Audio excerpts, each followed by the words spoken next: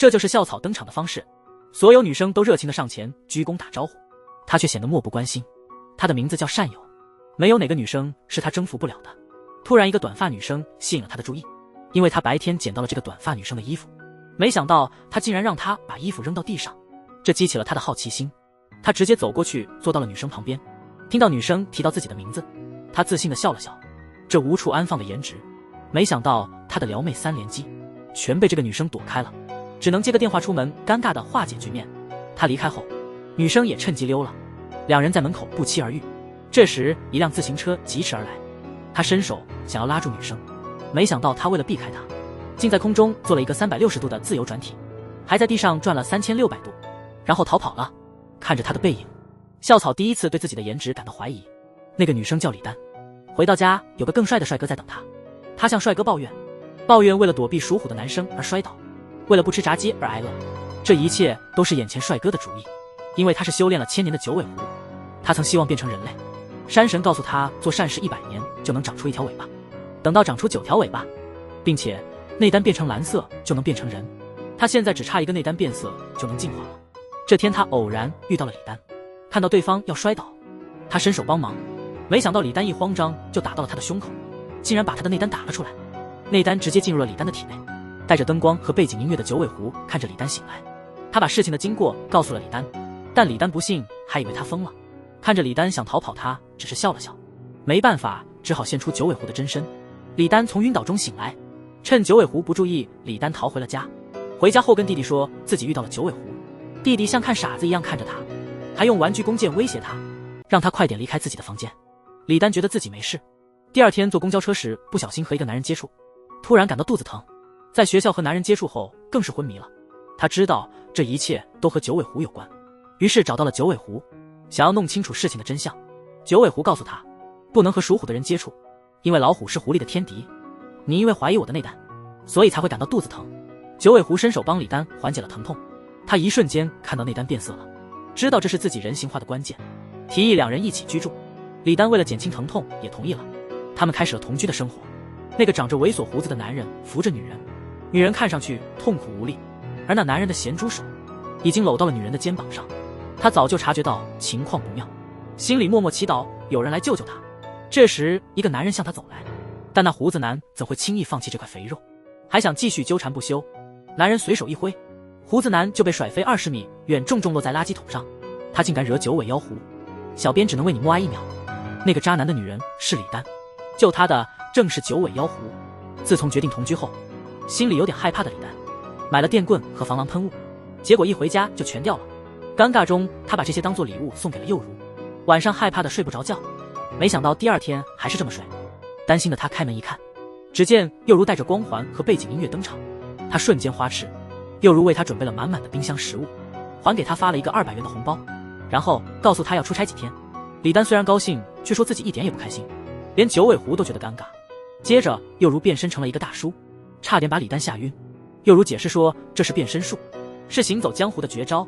送走了幼如，学校里的损友们拉李丹去夜店，他原本想拒绝，却被姐妹们说服了。刚到夜店，就遇到了一个属虎的胡子男，被他一碰，李丹就感到全身无力，肚子痛，这才有了开头的情景。在咖啡厅，幼如告诉李丹不要害怕，你已经拿到我的珠子了，我一定会保护你。看着眼前的他，李丹心里小鹿乱撞，可能九尾妖狐真的是个温柔男。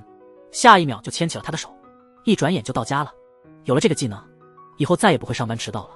高兴得不得了，但只持续了3秒。又告诉他，人类不能长期保持狐狸精的力量，1年不用就会丧命。因此李丹心里有些不快，夜晚常出现在幼如家的窗前，半夜会在厨房做些奇怪的料理。和男性好友吃饭时，终于想通了，喝多了的自己跌倒了，眼前突然出现了一颗红珠。难道这就是那颗内丹吗？这是校草的日常，开着豪车去学校，所有女生都停下来看他，他却毫不在意。上课时又看到那个转了3600度的女生，他也在尽力避开她。喝奶茶的他陷入了沉思，我的颜值竟然没法征服她。下课后他找到那个女生，酷酷地说帮她买个饮料，说会还钱的，然后抢过她的手机，输入了自己的号码，告诉她随时可以联系他。此刻他满脸自信，这无法掩饰的颜值，和无数女生交往过，从未失手。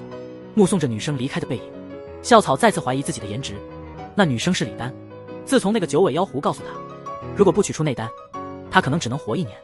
李丹因此情绪很不稳定，和闺蜜喝酒时彻底放纵了自己，决定活1天就尽情享受。结果喝多了摔在马路上，看到地上一个红色珠子，以为是自己的内丹出来了，非常开心，立刻跑回去告诉九尾妖狐。第2天学长邀她参加聚会，李丹本想拒绝，听说有肉就去了，但发现全是鸡肉，自己又不能吃，失落的回到家，决定和九尾妖狐签合同，自己不能吃炸鸡，九尾妖狐就不能抽烟。九尾妖狐笑了笑，说这只是打发时间的小习惯，对他来说很容易。李丹立刻变身严厉的九尾妖狐，就像我们租房一样，不管房东说什么，我们都得签合同。然后深深叹息，想要把押金退回来。这时看到一个男人，他拿着一个黑色盒子，犹豫不决。想戒烟的人都这样吧，最后只能靠口香糖。我也有九尾妖狐的钢笔，原来拿着笔也能缓解瘾。九尾妖狐带李丹看他的古董收藏，让对历史感兴趣的李丹非常激动，连烟袋锅都有。刚从幼如那儿听说，这已经是他400年的习惯了，于是就问了幼如的年龄。李丹回到家，看着电视上的炸鸡，眼馋不已。幼如决定亲手做饭，看起来完全不像是第一次做饭，味道嘛，可想而知。吃坏了肚子的他，表情包能拍好几个，终于解决了肚子的问题。但接下来出了点意外，厕所被他给堵了。这个脚丫穿着破袜子，向男生打招呼的女生，让你知道什么叫终身单身。傻笑的他，今天要约会的人是个射箭少年，那女生是李丹。校草在他面前受挫后，坏朋友打赌说他追不上李丹，赌金10万。他信心满满的开始追求李丹，请他吃饭送饮料，陪他自习，晚上还邀请他参加聚会。李丹没办法，只好向朋友求救，怎样才能让校草死心呢？朋友们建议找个高手帮忙，于是李丹找到了家里活了999年的九尾妖狐。如果他都不是高手，那还有谁是呢？九尾妖狐又如听后乐于助人，问他需要怎样的帮助。第2天，李丹随便穿了穿在门口等，又如开始和他模拟约会。看到穿得正式的又如，李丹又开始花痴了。这时李丹意识到要惹人讨厌，只需做回自己就行，尴尬的用手遮住吃剩的骨头。他们经过一个玩偶店，李丹看上了一个玩偶，又如问他是否想要。李丹考虑了一下，这个玩偶需要射中目标才能得到。他本想拒绝，但又如已经拉开弓准备射箭。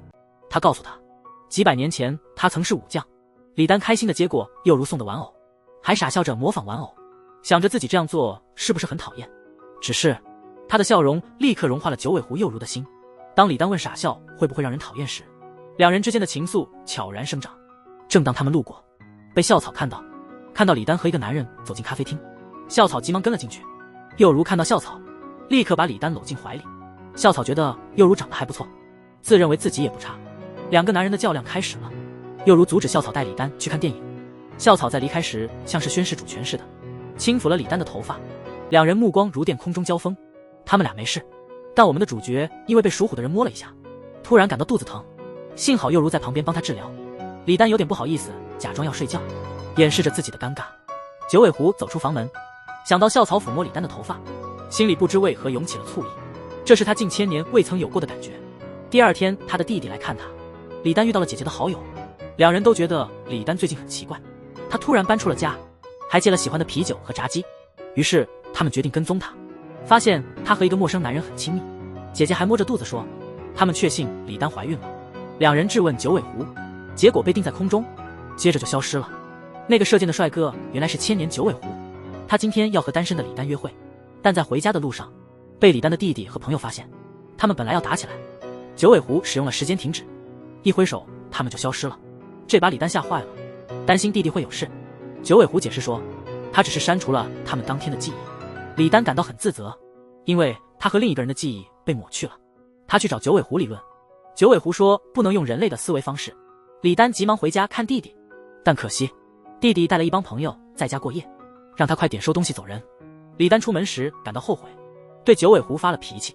九尾狐去找了老朋友惠善，寻求帮助。他们认识了几百年，惠善比他小200岁，但已经化成人类，每次见面都会夸耀自己变成人了，尽管变成人会失去法力，这已经是他们的最高追求了。惠善对九尾狐说，要更了解女性的心理，对李丹要温柔一些。回家却没见到李丹，九尾狐感到有些失落，2人都觉得可能做错了什么。李丹回来后请九尾狐吃了肘子，在他看来似乎没有什么，是一顿肘子解决不了的。而小丹也在按计划和校草约会，狂吃面条，完全放飞自我，仿佛灵魂出窍了一样，让那校草看呆了，一脸没见过世面的表情。我们的李丹公主连袜子都是破的。夜里开始下雨，李丹送校草去坐公交，这还是她第一次坐公交。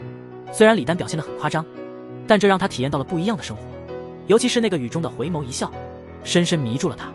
看着校草坐车离去，李丹露出了胜利的笑容，没想到已经走进了校草的心里。李丹冒雨急匆匆地回家，突然有人递来一把伞，原来是狐狸精来接他了。心怀歉疚的李丹特意做了九尾狐喜欢的牛血白菜炖，并说昨天表现得很完美，校草肯定讨厌我了。李丹离开后，他的手机收到了校草的短信，约他明天一起去看电影。第二天，李丹精心打扮，还特意涂了口红，太可爱了，简直。九尾妖狐看得眼睛都亮了，虽然知道李丹有约在身，还是叮嘱他早些回家，手里的大剪刀也停了下来，情不自禁地看着李丹离去的背影，心里五味杂陈。这是一位有600岁的狐狸精，吸收了精气，化为人形。今天是他第一天上大学，长发随风飘扬，身穿灰色短裙，脚踩一双高跟鞋，带着迷人的微笑，立刻成了全校的焦点。一个撩头发的动作征服了所有男生的心，问路的男生们激动的双手都在颤抖，话都说不清楚，最后亲自领路。这狐狸精名叫惠善，原来九尾狐不放心学校的李丹，找到了化为人形的惠善，让他去学校保护李丹。李丹和秀晶看着眼前的美丽惠善，难以置信这是镇上带来的女生。镇上的那家伙怎么可能认识这么漂亮的女生？可能是女生间的嫉妒。秀晶毫不掩饰自己的敌意，而看到李丹时，惠善露出了浓厚的兴趣，心想这得是什么天仙女子，竟然能够俘获九尾狐那么脆弱的心。课堂上，惠善忍不住一直盯着小丹看。这时教授布置了一个恋爱主题的作业，最好的朋友的约会对象竟是惠善，幸福来得太突然。看着惠善，他心里乐开了花。而李丹的约会对象竟是校草，校草此刻也在注视着小丹，他只得尴尬地笑了笑。几个男生和校草在外面给女生评分，李丹的分数是最低的。这件事很快就传开了，两个女生在电梯里嘲笑小丹，小丹站在后面听到了这一切。老师布置的研究课题，其他人都找借口走了，只剩小丹一个人深夜在图书馆。李丹走出图书馆感到很委屈，他走出来的时候所有的灯光都亮了。九尾狐突然出现，原来是听到了一切的惠善，打电话给九尾狐，告诉他小丹在学校被欺负。九尾狐虽然表面不在意，但只要珠子安全就好。随后他还是赶了过来，看到小丹在哭，九尾狐说会陪小丹去任何地方。结果在 KTV 里，小丹的唱功真是，九尾狐还唱了一首老歌，结果被笑称为老头子，毕竟他已经999岁了。小丹大姨妈来了，狐狸买了很多好吃的，还买了各种女生需要的东西，让李丹感到非常幸福。终于到了和校草约会的日子，看到李丹身体不适，九尾狐决定变身去替他赴约。李丹回家看见九尾狐睡着了，他给他盖上衣服，自己也躺下睡了。九尾狐醒来看到李丹，感到莫名其妙的快乐，但想到与自己有感情纠葛的人都没好结果，心里默默做了个决定。第二天，当热情的小丹跟他打招呼，他的回应却很冷淡。李丹高兴地带来了蛋糕，他却冷淡地回了一句不喜欢人类的食物。小丹把校草约会的事告诉了他，说如果他不高兴的话，他会拒绝校草。他却这么说。小丹伤心地站在那里，地上的一只沾满血迹的口红被捡起，抬头一看，一个女人倒在血泊中。警方迅速封锁了现场，被害人的内脏被挖空了。这是第3起这样的案件了。惠善听到这消息后，敏感地感觉到这不是人干的。他给九尾狐又如打电话，但又如不想管这些事，只是发现受害者都是曾与自己有过接触的女性。他开始感到不安，担心在学校的李丹会出事，让惠善保护小丹。于是他们俩几乎形影不离，连死党想吓唬小丹也被惠善轻易制服。突然有个男人出现在天台上，他看着李丹，惠善和九尾狐也急忙赶来。那男人是山神，他告诉他们最近的案件是恶鬼干的，狐狸若修炼1000年不成人，会变成恶鬼，恶鬼会被消灭。这时惠善看向九尾狐，他只剩下1年时间了。山神说，这恶鬼想夺取九尾狐的身份，变成人类，让他们要小心保护李丹。说完便消失了。夜里回家的李丹望着大门，九尾狐的冷漠让他感到难过。不愿回家的他坐在楼梯上发呆。九尾狐发现李丹深夜还没回来，非常担心，急忙出门找他。在楼梯上找到了李丹，温柔地把大衣披在他身上。他无法对他保持冷漠，对这个让他心动的女人，二人和好如初。又去看九尾狐的藏室，李丹翻阅着厚厚的古书，突然看到一幅美女画像，下面还配有一段情诗。他问九尾狐这是不是他的初恋，九尾狐确认了这一点，这让他感到失望。第二天和九尾狐逛街时，李丹愣住了，因为对面花店有个女子，和画中的美女一模一样。可能出于好奇，晚上不由自主地走向花店，想见见画中的女子。那女子也注意到了他，对他露出了一个神秘的微笑。九尾狐突然出现在他身边，也看向花店里的女人，可能是出于爱的嫉妒，李丹试图拉住九尾狐的手，想让他跟自己一起回家，但手被推开，失落的他独自离开。我太能理解他现在的心情了。九尾狐盯着花店的女子，问道：“你是来找珠子的吗？”对方立刻变脸说：“珠子不在你这，说我不跟你玩就消失了。”而李丹回家写作业，眼前不由自主地出现九尾狐注视花店女子的那一幕。九尾狐在第二天夜里突然现身，是来找李丹的九尾狐突然接了一个朋友的来电，听说那位遇害女子临终前说出了一句话，凶手是一张熟悉的脸。想到花店那个能变身的恶鬼，对着镜子中的自己突然想到了什么。李丹在图书馆突然看到九尾狐，只是今天的九尾狐看起来很奇怪，盯着自己的腹部露出一个诡异的笑容。你见过这么帅的老师吗？教室里顿时响起一片叫好声，虽然迟到，但得到了所有女生的原谅，连成绩优秀的学生都说想重修这门课。点名的时候，下课后也有女生过来热情打招呼，但他的目光却追随着一个离开的女生，她是九尾狐。就在前天，李丹在图书馆遇到九尾狐，那天的九尾狐表现得很奇怪，盯着他的肚子露出邪恶的笑容。正当对方要动手时，身后的声音吸引了李丹的注意，他移开了视线，另一只九尾狐出现并掐住了他。这只九尾狐瞬间转移到地下室，被掐的九尾狐露出了真面目，原来是花店那个恶鬼。没想到恶鬼力气很大，挣脱了束缚，而失去了先机的九尾狐被恶鬼从背后施法锁喉，一挥手九尾狐就被甩开了。既然没有狐狸住，恶鬼打算离开，刚走进黑暗就被一只手掐住了脖子。原来九尾狐瞬间移动过来了，紧紧掐住恶鬼，把他按在墙上，眼睛冒出红光，用法力直接将对方化为飞灰，消除了李丹周围的安全隐患。当九尾狐再遇到他时，会温柔地抚摸他的头发，微笑着看他离开。但九尾狐的脸上满是不舍，因为自己只剩下1年生命。山神说李丹是他的最后希望，九尾狐真的不想再吸取李丹的生命，即便他变成了人类，如果代价是李丹的生命，他宁愿选择拒绝。于是决定去接李丹，打算随意的去旅行一次。路上两人一起拍照，一起在树林中散步，在许愿池前共同许愿。李丹希望九尾狐能变成人，九尾狐希望夜晚有绚烂的灯光。面对李丹，九尾狐透露了最初的真相，原来是为了吸收李丹的精气，然后取回狐狸珠，抹去他的记忆。第二天，李丹被弟弟叫醒，回到了最初的日常，和弟弟吵架，因为食堂新增意大利面和死党的高兴，却因为心里空缺而流下泪水。路过的校草忍不住前来安慰，这一幕被惠善看到，他把这情况告诉了九尾狐。九尾狐独自一人在家，家里处处都能看到李丹的身影，思念无处不在。听到李丹的哭声，询问惠善他是否感觉不舒服。九尾狐深受感动。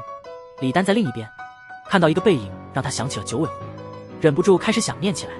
九尾狐的魔法失败了，他记得发生的一切，感觉九尾狐欺骗了他，可能只是被用来吸取精气的工具。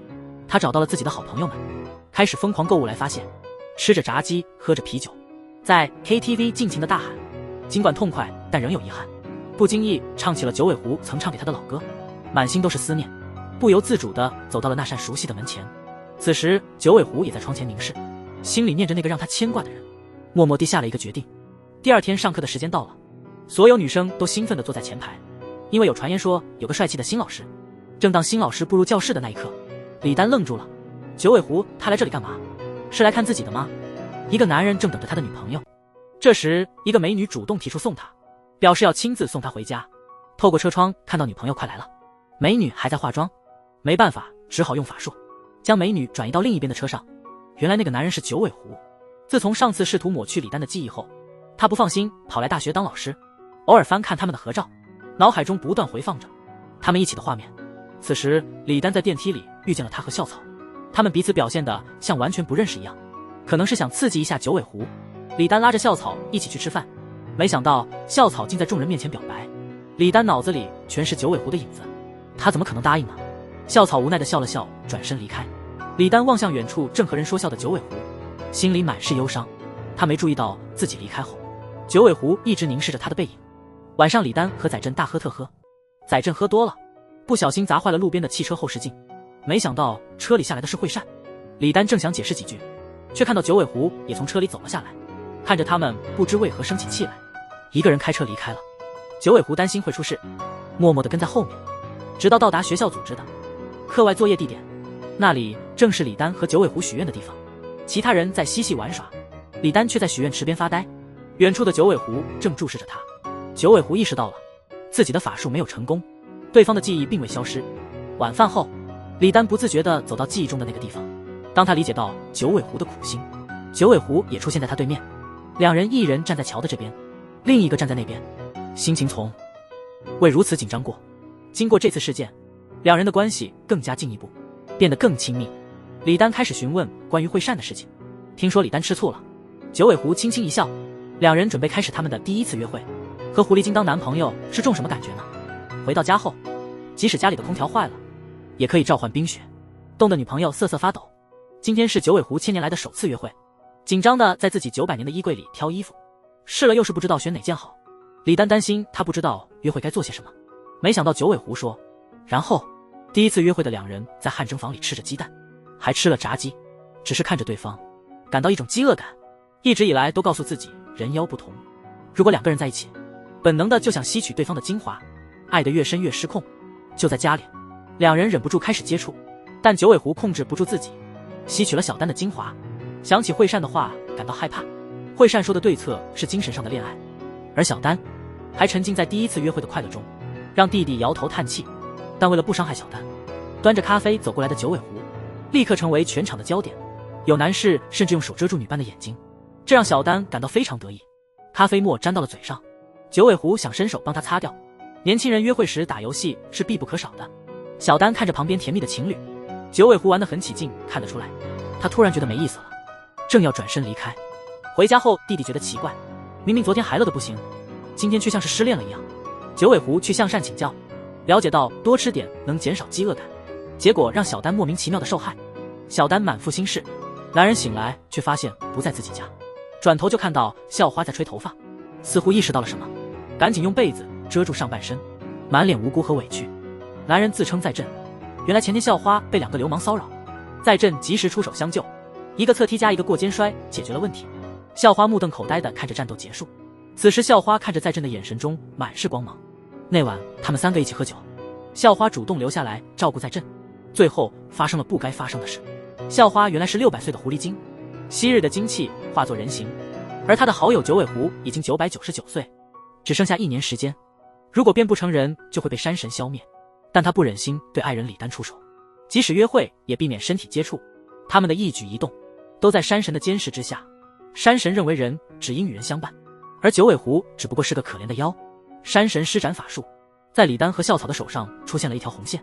没想到山神还有月老的本领，九尾狐的形态不断变化，正问李丹还有没有男朋友。李丹宣布九尾狐是我的男朋友，得到了想要的答案。九尾狐现出真身，李丹紧握他的手，让他尽情吸取精气。1年时间我能扛得住，瘦了就多补充点营养。九尾狐无言以对。晚上参加同学聚会，校草坐到了李丹旁边，同学好奇地问是否在交往。校草听后自信地笑了。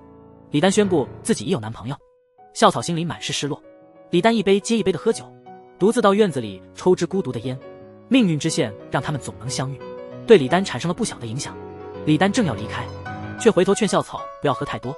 醉酒的校草摔进了李丹怀里，即使知道李丹心有所属，这一刻也感到幸福。远处台阶上，九尾狐目睹两人紧拥，脸上挂着严肃的表情。被发现的李丹想要解释，两人约好明天去九尾狐家约会。平时懒散的九尾狐开始认真打扫卫生，桌子擦得发亮，望着空荡的冰箱，决定要填满李丹喜欢的零食，连拖鞋都摆放得整整齐齐。轻轻一响指，李丹刚到门口就接了个电话，说今天不能来约会了。原来是命运之线在作怪，让李丹的弟弟与校草的妹妹起了争执，他们作为家人也意外相遇了。李丹深情地看着校草的眼睛，似乎对他产生了不同的情感。惠善对九尾狐说道，他不仅是老师，还会魔法。一声响指，白光一闪，时间就停了，所有人都停止了动作，连空中飞的钢笔也静止了，只有一个女生还能自由活动。她好奇地四处观看，老师快步走向她，直走到女生身边，低头告诉她是时候走了，把盯着女生的男生的头转向别处。老师离开后，所有人又恢复了原状。男生感到非常困惑，明明刚才还在看那个女生。讲台上的老师朝女生微笑，她的笑容温暖而神秘。原来老师是九尾狐，那个女生是他的女朋友李丹。李丹被山神施了法，与校草之间被连上了姻缘线，因此即使只是来上课，校草总能巧合地出现在他身边。这天校草来向舅舅借钱，因为他爸爸停了他的零用钱。舅舅本想拒绝，但看到周围女生的目光都集中在他外甥身上，立刻萌生了一个主意，把一条工作围巾套在外甥身上，解释说，既然你缺钱，我的店里又缺人，不如来我这里工作吧，我们一起努力。校草原本想拒绝，但他手上的姻缘线突然闪烁出红光。这时李丹推门进来了，一看到李丹，校草赶忙躲开，得知李丹来找工作，立刻跟舅舅说要收留他，理由竟是因为李丹长得帅。舅舅审视了一下李丹，觉得校草的审美真是有问题，于是他们在舅舅这儿开始打零工。另一边，载振说自己喝多了，结果和一个女生发生了点事，被好友一顿拳打脚踢，痛骂他是个渣男。转眼他却成了学校里最幸福的男人，成了所有男生羡慕的对象。放学后，九尾狐打电话来，正在工作的李丹只说自己在打工，没提校草也在这里。正好校草打翻了咖啡，李丹急忙过去帮忙，电话里问了句学长没事吧。九尾狐听到了。下班后，校草想送李丹回家，李丹拒绝了。这时九尾狐又打电话来，李丹怕说出和校草一起工作，担心他会伤心，所以就隐瞒了，只能眼看着他和校草一起离开。九尾狐不知道在想什么，原本是大学老师的他，回到家变成了贤内助，还洋洋得意，结果忙得泪流满面。好不容易忙完，终于这个男人累倒在辣白菜前。这个男人是九尾狐，虽然发现李丹和校草一起工作，这事并没影响他们的感情，关系反而更进一步了。只是看着身边躺着的李丹，他非常渴望变成人类，真的很想和对方在一起。这时候有位女老师向他搭讪，开始萌生了吸取别人精气的念头。学校安排了一次外出实习，都是因为红线的作用。校草和李丹一同参加了这次活动。外出期间，九尾狐找到了惠善，让他帮忙照顾李丹。临行前，九尾狐唯一的叮嘱是离校草远点，否则他会吃醋的。但命运不容抵抗，一到那儿就有车驶来。校草受到姻缘线的影响，又一次救了李丹，李丹却慌忙逃走了，不想多和他说话。晚上大家一起玩游戏，校草问李丹为什么喜欢她的男朋友，李丹明确回答他，没有什么能动摇自己对男朋友的爱。校草伤心的独自坐在长椅上，看到李丹转身就走，红线突然亮了一下，李丹不由自主地走过去安慰他。校草抓住了李丹的手，直接表白，我在想，山神你为什么这么做，非要给他们绑上姻缘线，让我们校草心碎到极点，无法自拔。李丹再一次拒绝了他。离开后遇到了惠善，开始谈论手上的姻缘线。惠善解释了为什么狐狸精要变成人，因为只有成为人类才能掌控自己的命运，所以九尾狐才是妖怪，帮不了你，斩断姻缘线只能靠你自己。回来时，他看到九尾狐在对面迎接自己，李丹高兴地跑过去，却被姻缘线绊倒了。校草又一次帮他起来，这时九尾狐也走到了旁边。校草终于见到了李丹口中的男朋友，两人眼神在空中碰撞，李丹没放在心上，跟着九尾狐离开了。第二天，死党说九尾狐和女老师在一起了。李丹起初不相信，看到他们牵手的照片后，他开始疑惑这是怎么回事，心里突然沉了一块石头，怎么也释怀不了，开始心神不宁。虽信九尾狐不是那种人，但同学们都这么说，让他无法平静。来到九尾狐的办公室外，正好看到女老师和九尾狐一起走出办公室。九尾狐看到小丹的瞬间，眼神立刻变得不自然，施法让女老师像木头人似的走开。小丹非常伤心，这就是你解决问题的方式。他虽然还想解释，但小丹已经提出分手。那个美女和男人一起走出房间，他正想确定下次约会的时间，男人透过美女看到了站在后面的自己的女人，眼神立刻变得不自然，不知道该怎么办。男人用法术催眠了美女，他像行尸走肉般离开了。女友走过来说，我们结束了，这个女人是李丹，分手后一定要和死党喝一轮，喝多了也在意料之中，然后在街上胡闹，对死党说些听不懂的话，这不就是失恋的我们吗？李丹一大早在座椅上昏睡，突然收到校草送来的奶茶，爱到底就是要让对方幸福。惠善找到李丹，告诉他九尾狐和人不一样，他并不是想骗你，如果九尾狐想骗你，你根本发现不了，他毕竟是会法术的狐狸精，而且那颗珠子已经变蓝了，珠子全变蓝就能变成人。听后，李丹去找九尾狐，想帮他把珠子吸蓝，不知道该怎么做的李丹看到手上的红线，想用刀斩断它，刚一碰触，周围时间都静止了。远处走来个男人，带他进另一个空间。那人是山神。李丹质问山神为何折磨九尾狐，山神说，只是以另一种方式在关心他。500年前，九尾狐原本能变成人，但因爱人去世，从此不再开心，直到遇到让他动心的你，让那珠子变蓝，不是吸取精气，而是要学会任性。路边的李丹做出了决定，他带着行李回到了那个熟悉的地方。九尾狐一听到声音，看见站在门口的李丹，眼里的神情很复杂，有思念，却又不敢靠近。还没等他反应过来，李丹已经拖着行李冲进房间了。于是他们又开始了同居生活，只不过这次他们分开睡，一个睡在沙发上，一个睡在地上。九尾狐紧张的大口呼吸。校草的父母决定让他去国外留学，他虽然一直在拒绝，但这次却出奇的顺从了。在校园里，他找到了李丹，向他进行了最后一次告白，即使知道答案可能是错的，目送着李丹离开，脑海中全是对方的身影。最后他哭了，这也许就是男孩成长的一部分。望着李丹离去的背影，姻缘线终于断了。人确实可以选择自己的命运，哪怕是神的安排。他伸出手，远处的书自动飞了过来。他转头看向花瓶，花瓶剧烈的晃动，最后静止下来。他失败了。他原来是只狐狸精。最近他的法术总是时好时坏。就在今天早上，女友李丹上学要迟到了，于是他用法术，却意外出现在惠善的车里，还被惠善嘲笑了一番。于是在办公室里，他打了个响指，召唤出了曾经也是狐狸精的惠善。惠善解释说，这是变成人的征兆，渐渐的你也不会再感到惊奇。我变成人之前也经历过这些。路上有个女生突然摔倒了，九尾狐帮她起来后，看了看自己的手，发现自己并没有感到惊喜。他开心的立刻告诉了李丹，而秀晶则透露了自己多年的秘密。开学初，他曾暗恋过4档仔镇，找借口约了惠善后赶紧逃了。在镇上，因为前女友发来的2个人的亲密照片，惠善大发雷霆，结果惹怒了几个曲娘娘。李丹为了九尾狐制定了培养人性的实战计划。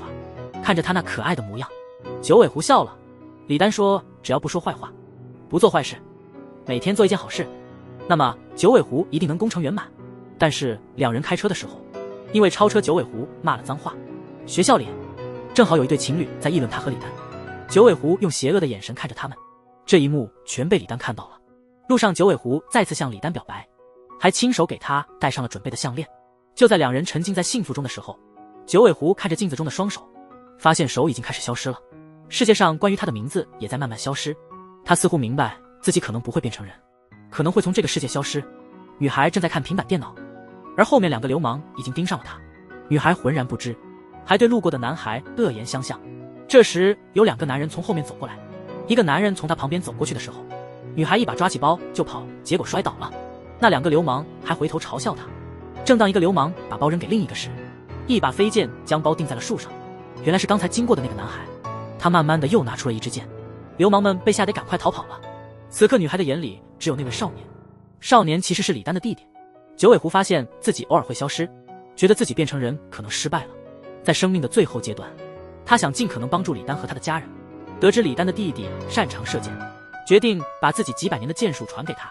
第一次见面时，弟弟不相信自己的姐姐能找到这么帅的男友，听说他来教射箭，弟弟开始有些骄傲，你们业余的也敢来教我这专业的，我可是国家少年队的呢。但看到九尾狐的剑术后，他立刻惊讶的目瞪口呆，称呼他为姐夫，让李丹开心极了。回家后，九尾狐主动抱住李丹，因为他知道自己时间不多了。他们一起看书，一起吃零食，一起抓娃娃，一起拍照，一起逛街。九尾狐找到惠善，如果自己消失了，请求他用珠子消除李丹的记忆。这是他1000年来第一次向惠善恳求，因为惠善的珠子只能用1次，这是山神给他的唯一奖励，可以实现一个愿望。但他愿意为了李丹，高傲的九尾狐也不得不低头请求。第2天，他送李丹离开，想到自己即将消失，坐在地上泪流不止。正当李丹给他打电话时，一辆卡车驶向他。九尾狐通过电话听到了鸣笛声，意识到李丹有危险，便用了最后一次机会。李丹回过神来，看到远处的九尾狐，却看着对方慢慢化为尘埃。得知这一消息，惠善和李丹紧紧拥抱痛哭，一个失去了挚爱，一个失去了1000年好友。有人告诉李丹，九尾狐不想让他伤心，让我帮他抹去记忆。李丹回想起2人的点点滴滴，他根本不想忘记，悲伤的痛哭起来。在另一个世界，九尾狐似乎沉睡，仿佛听到了李丹的哭声，缓缓地睁开了眼睛。当李丹醒来时，奇迹终于发生了。看着那个散发着光环和 BGM 的男人，宛如初次见面时的场景，感觉到了什么似的。惠善看向九尾狐的方向，也激动地流下了泪水。最幸福的事是什么？在李丹的影响下，重生的九尾狐变成了个吃货。